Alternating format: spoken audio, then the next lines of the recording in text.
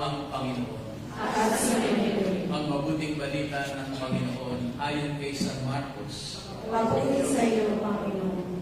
Noong panahon iyon mula sa sinagoga, si Jesus ay nagtuloy sa bahay ni Andres at Simon. Kasama niya sina Santiago at Juan. Nararatay noon ang biyanan ni Simon Pedro dahil sa matinding lagnat at ito'y agad nilang sinabi kay Jesus. Nilapitan ni Jesus ang babae, hinawakan sa kamay at ibinangon. Noong di inibsan ito ng lagnat at naglingkod sa kanila.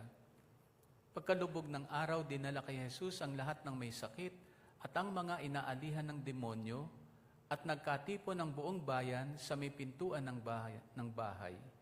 Pinagaling niya ang maraming may sakit, anuman ang kanilang karamdaman, at nagpalayas siya ng mga demonyo. Hindi niya hinayaang magsalita ang mga ito sapagkat alam nila kung sino siya. Madaling araw pa'y bumangon na si Jesus at nagtungo sa isang ilang na puok at nanalangin. Hinanap siya ni Simon at ng kanyang mga kasama. Nang siya'y matagpuan, sinabi nila, "Hinahanap po kayo ng lahat." Ngunit sinabi ni Jesus, "Kailangan pumunta rin naman tayo sa mga kalapitbayan upang makapangaral ako roon. Ito ang dahilan ng pag-alis ko sa Capernaum." At nilibot niya ang buong Galilea na nangangaral sa mga sinagoga at nagpapalayas ng mga demonyo. Mga kapatid, ang mabuting balita ng ating Panginoon. Pinupuri ka namin, Panginoong Jesucristo.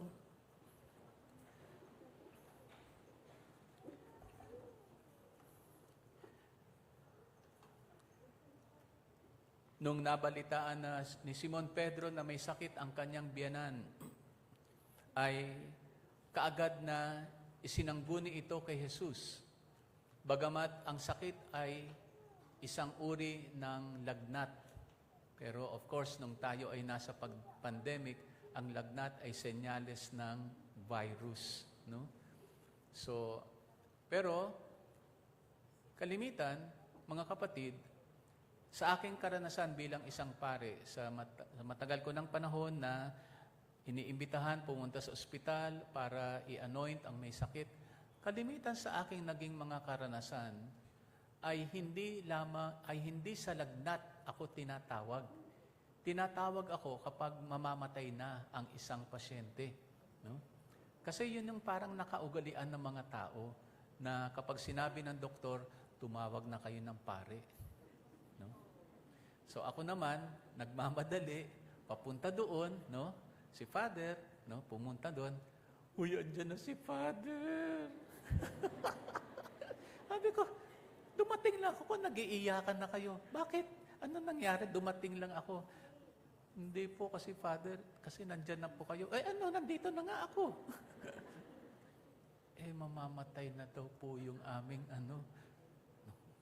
Huwag nyo namang itapon sa akin ang blame, no?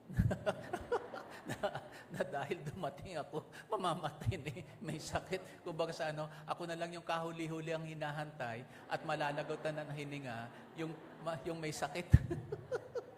Kaya minsan ayoko pumunta. Ayoko, baka masisi pa ako. Kaya't binago ng simbahan yung pangalan ng pagdalaw sa may sakit at yung pagpapagaling na may sakit. Na dati, extreme unction. Extreme. Yung pinakahuli na pwedeng gawin para isalba ang may sakit, pero patay pa rin. Kaya't panalitan na, rite of anointing the sick.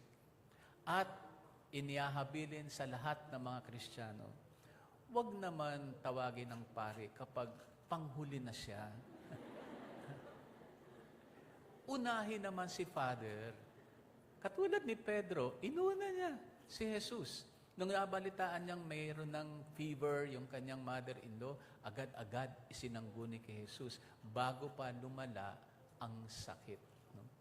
Kaya't ito ang nangyari sa ating ebanghelyo sa hapong ito.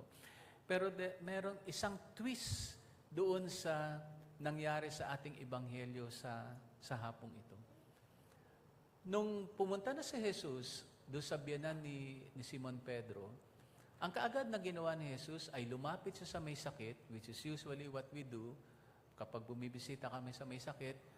Minsan kami lang sa silid o doon sa kanyang bed, no?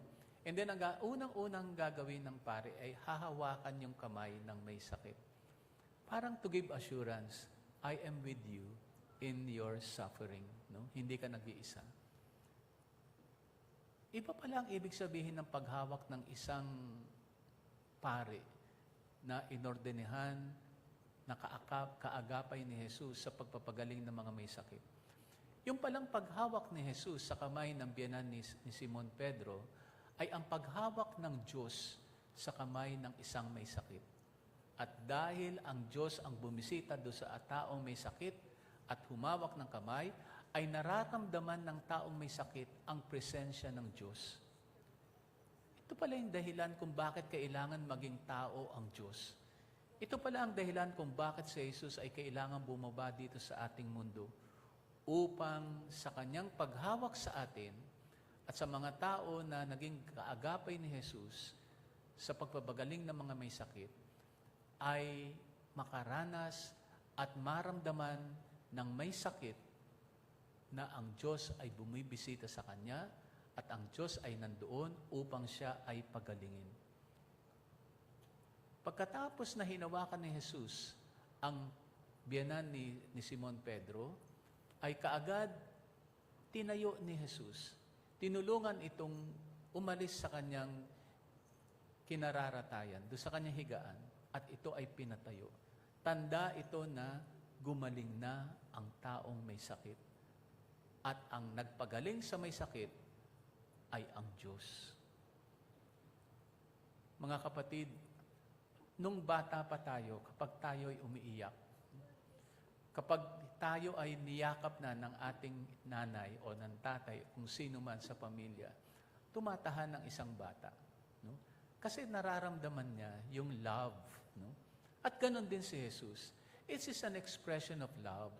Sabi nga, it is an expression of empathy. Yung empathy is a combination of holding the hand and at the same time, pagyakap sa isang tao na merong karamdaman. Hindi ba't sa mga kapag kayo ay bumibisita, para bang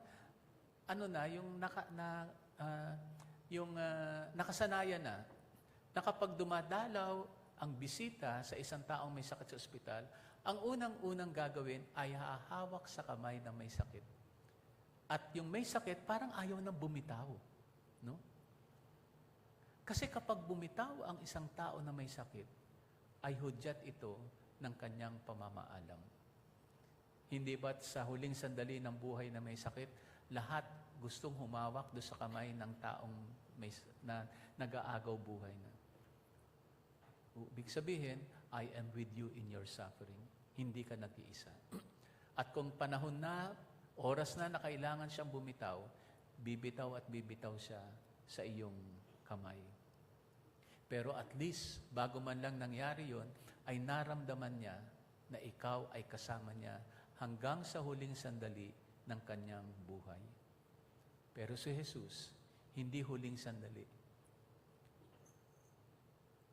Walang wakas. Sapagkat kanyang muling binuhay, kanyang pinagaling ang isang taong may sakit. Pero sabi ko nga may twist.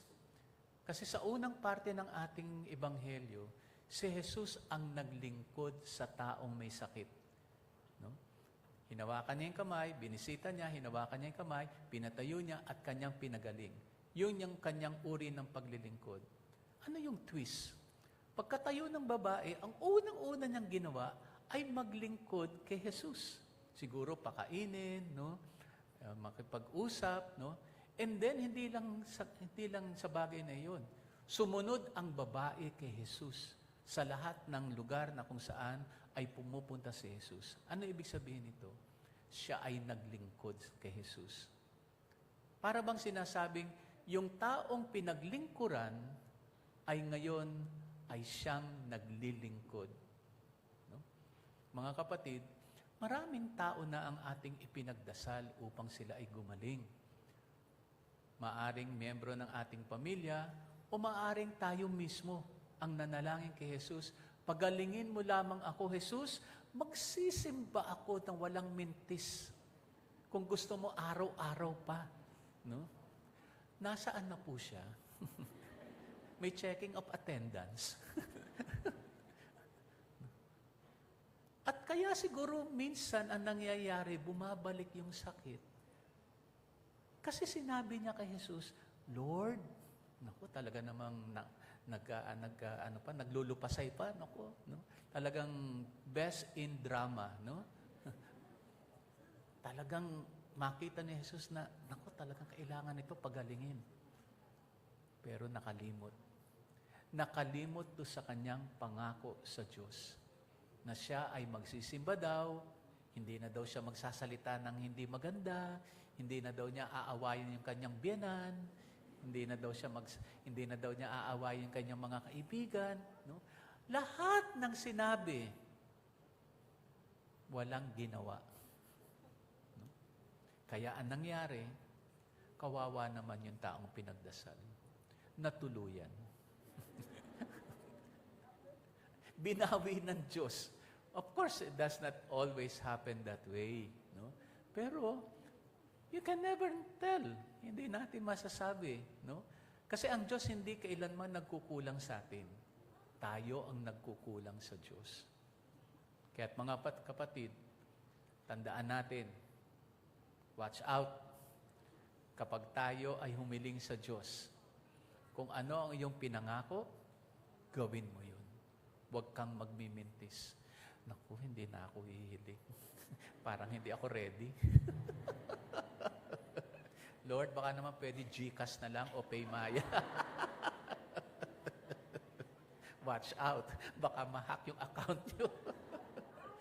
So mga kapatid, kapag humiling tayo sa Diyos, no, ibibigay naman niya yun sa iyo eh.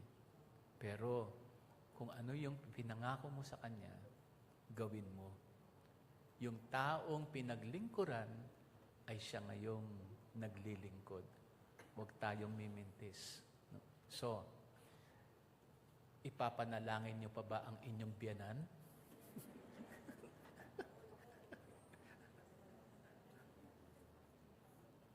Maganda man ang ugali ng biyanan natin o hindi, anak pa rin siya ng Diyos.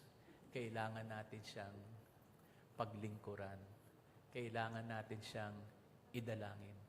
Kasi ang Diyos hindi namimili sa mga tao na nais niyang pagalingin. Mga kapatid, kung tayo man ay nanalangin sa Diyos at ipinagkaloob ng Diyos ang ating kahilingan, tayo ay maglingkod sa Kanya. Katulad ng ginawa ng biyanan ni San Pedro sa ating ebanghelyo sa hapong ito. Amen. Magsitayo na tayong lahat, sabay-sabay natin ipahayag ang ating pananampalataya. Sumasampalataya ako